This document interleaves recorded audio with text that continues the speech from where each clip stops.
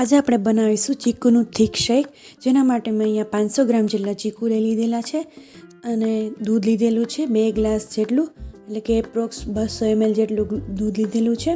અને અહીંયા આપણે ખાંડ પણ લીધેલી છે સ્વાદ અનુસાર, 2 ચમચી જેટલી ખાંડ છે. ચીકુને આપણે છાલ ઉતારી કે નાના કટકા કરી લઈશું અને હવે આપણે એને મિક્સી જારમાં એડ કરી દઈશું. મિક્સી જારમાં એડ કર્યા પછી એમાં દૂધ પણ એડ કરી દઈશું. આ થીક શેક છે બાળકોને પણ ખૂબ જ ભાવશે.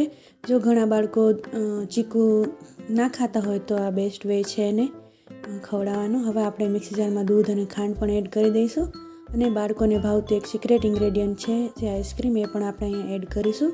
2 મોટા સ્કૂપ જેટલું મેં અહીંયા આઈસ્ક્રીમ એડ કરી છે. હવે આપણે એને સરસ મિક્સીમાં પીસી લઈશું. તો આપણું રેડી છે ચીકુનું થીક શેક. તમે જોઈ શકો છો એકદમ સરસ રીચ ક્રીમી દેખાય છે, જોતાં જ પીવાનું મન થઈ જાય એવું. તો તમે પણ જલ્દી બનાવો અને મારો વિડીયો ગમે તો લાઈક, શેર અને ચેનલને સબસ્ક્રાઈબ ચોક્કસથી કરજો. આપણે હવે એને એક ગ્લાસમાં લઈ લેશું અને ઉપરથી 1 ચમચી જેટલું, 1 સ્કૂપ જેટલું આઈસ્ક્રીમ પણ એડ કરશું. તો રેડી છે આપણું ચીકુનું થીક શેક.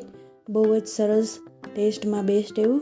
તમે પણ ચોક્કસથી બનાવજો અને કમેન્ટમાં જણાવજો કે કેવું બન્યું. Thanks for watching.